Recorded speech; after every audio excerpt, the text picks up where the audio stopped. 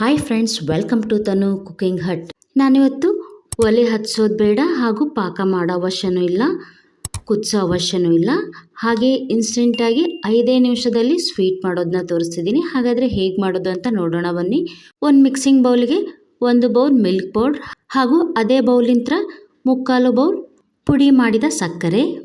ಏನಾದರೂ ಸ್ವೀಟ್ ತಿನ್ನಬೇಕು ಅನ್ನಿಸಿದಾಗ ಕ್ವಿಕ್ಕಾಗಿ ಇನ್ಸ್ಟೆಂಟಾಗಿ 5 ನಿಮಿಷದಲ್ಲಿ ಈ ಸ್ವೀಟ್ನ ರೆಡಿ ಮಾಡ್ಕೊಳ್ಬೋದು. ಈಗ ಅದೇ ಬೌಲಿಂದ 1 ಬೌಲ್ ಪುಡಿ ಮಾಡಿದ ಪನ್ನೀರನ್ನ ಹಾಕ್ತಿದ್ದೀನಿ. ನಂತರ 1/4 ಸ್ಪೂನ್ ಏಲಕ್ಕಿ ಪುಡಿ ಹಾಕಿ ಇದನ್ನ ಒಂದು ಬಾರಿ ಚೆನ್ನಾಗಿ ನೋಡಿ, ಈ ಥರ ಮಿಲ್ಕ್ ಪೌಡ್ರ್, ಸಕ್ಕರೆ ಪುಡಿ ಹಾಗೂ ಪನ್ನೀರು ಹೊಂದುವಂತೆ ಮಿಕ್ಸ್ ಮಾಡ್ಕೊಳ್ಬೇಕು.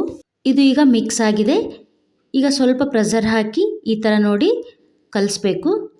ಸಕ್ಕರೆ ಕರಗಿ, ಪನ್ನೀರೊಂದಿಗೆ ಸಕ್ಕರೆ ಕರಗಿ ತಾನಾಗಿಯೇ ಗಟ್ಟಿಯಾಗುತ್ತೆ. ನಾನು ಇದಕ್ಕೆ ಸ್ವಲ್ಪ ಕೂಡ ಹಾಲು ಹಾಗೂ ನೀರು ಏನನ್ನೂ ಹಾಕಿಲ್ಲ, ಹಾಗೆಯೇ ಕಲಿಸ್ತಾ ಗಟ್ಟಿಯಾಗುತ್ತೆ. ನೋಡಿ, ಈ ಥರ ಈಗ ಗಟ್ಟಿಯಾಗಿದೆ. ಇದಕ್ಕೆ ಮೇಲೆ 1 ಸ್ಪೂನ್ ತುಪ್ಪ ಹಾಕಿ ಒಂದು ಬಾರಿ ಈ ಥರ ಅದ್ರ ಮೇಲೆ ಸವರಿದರೆ ಸಾಕು, ಕೈಗೆ ಅಂಟ್ಕೊಳ್ಳುತ್ತೆ ಅಂತ ಅಷ್ಟೇ.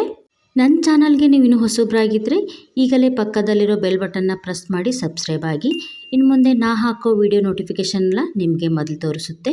ನೋಡಿ, ಈಗ ಮತ್ತೆ ಸ್ವಲ್ಪ ಕೈಗೆ ತುಪ್ಪ ಸವರಿ ಸ್ವಲ್ಪನೇ ಈ ಮಿಕ್ಸ್ನ ತೆಗೆದು ನೋಡಿ, ಈ ಥರ ರೌಂಡಾಗಿ ಉಂಡೆ ಮಾಡಿ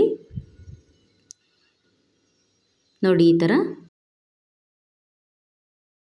ಈಗ ಇನ್ಸ್ಟೆಂಟಾಗಿ 5 ನಿಮಿಷದಲ್ಲಿ ಕ್ವಿಕ್ಕಾಗಿ ಮಾಡುವ ಪನ್ನೀರ್ ಮಿಲ್ಕ್ ಪೇಡ ರೆಡಿಯಾಗಿದೆ.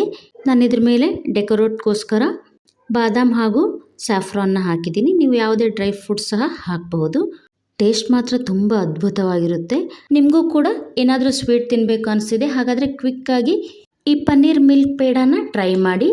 ಟೇಸ್ಟ್ ಹೇಗೆ ಬಂದಿದೆ ಅಂತ ಕಮೆಂಟ್ ಮಾಡಿ, ಲೈಕ್ ಮಾಡಿ ಹಾಗೂ ನಿಮ್ಮ ಫ್ರೆಂಡ್ಸ್ ಆ್ಯಂಡ್ ಫ್ಯಾಮಿಲಿಗೆ ಶೇರ್ ಮಾಡಿ, ಫಾಲೋ ಮಾಡಿ. ಹೀಗೆ ಪ್ರೋತ್ಸಾಹಿಸಿ. ಮತ್ತೊಂದು ರೆಸಿಪಿಯೊಂದಿಗೆ ಸಿಗೋಣ. Thank you.